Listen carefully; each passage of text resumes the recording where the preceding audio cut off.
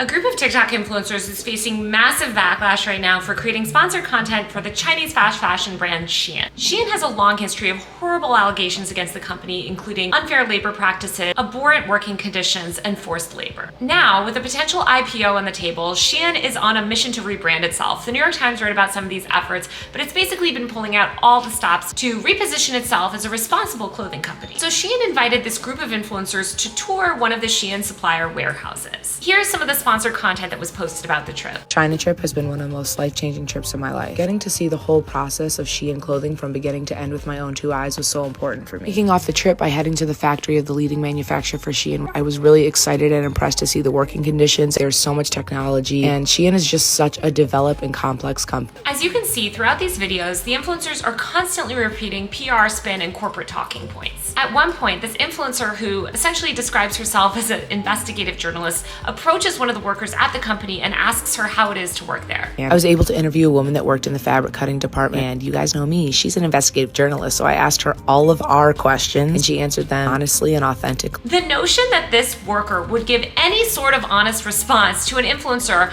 with her phone in her face, about to broadcast whatever she says to potentially millions of people on the internet, with corporate PR spokespeople right there, is ludicrous. I mean, obviously this woman doesn't want to say anything that could get her fired from her potentially precarious job. Meanwhile, Shein workers in China have been found to be working in warehouses with zero emergency exits and bars on the window. Unsurprisingly, people are really angry at these influencers for glossing over the company's long history of poor working conditions and problematic labor practices. Some of the influencers have taken their responses to these videos down or privated their content. A lot of people are praying for influencers' downfall and saying this is everything wrong with society. Here's the thing though, influencers aren't going anywhere, and they're increasingly how people get their news and information. A recent report from Reuters found that fewer and fewer people trust traditional media and instead get their news and information from TikTok. And on TikTok, 55% of users and 52% of users on Instagram get their information not from traditional media, not from journalists, they get it directly from influencers. The head of Reuters Institute that conducted the study issued a statement saying, quote,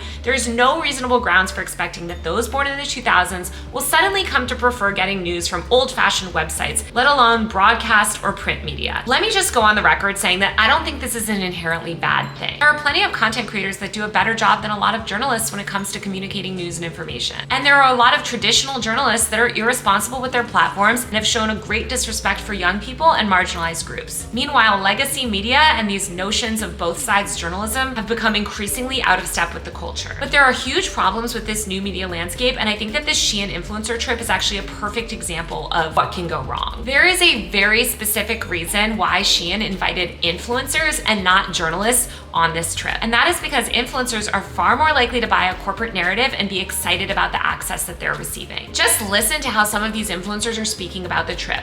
They're referring to it as an opportunity. A company offering you the chance to be presented with what is essentially a days-long corporate PR presentation is an opportunity for the company, not for you. Journalists recognize these power dynamics and subtleties, but many influencers can't seem to think past the free plane ticket. This is not the first time that influencers have been used to promote corporate or state propaganda. In 2019, I wrote a story for the New York Times about dozens of influencers that were hired by the Kingdom of Saudi Arabia to promote sponsored content boosting tourism to the country. These influencers ignored decades of human rights abuses by the country and their restrictive policies around women and traveled to promote sponsored content. When they were called out, just like the Shein trip, they doubled down, they blocked the haters, and eventually most of them barely lost any followers. And tourism to Saudi Arabia is booming. While journalists are meant to follow ethical best practices, like not accepting free gifts or free trips in exchange for positive coverage, influencers aren't bound by any of these rules. As we enter this new media landscape, I really hope that people can start questioning the news and ideas that their favorite influencers are pushing and ask themselves why these influencers are pushing those ideas. We already know that there are oil and gas influencers promoting climate denialism, there are anti-vax influencers that are dismantling public health, and of course fast fashion influencers who are willing to overlook years of investigative reporting revealing horrible working conditions and labor violations in exchange for a free trip. I'm Taylor Lorenz. I'm a journalist in Los Angeles covering online culture. If you want to see more videos like this, please hit the subscribe button below. Follow me everywhere else at Taylor Lorenz. Thanks for watching.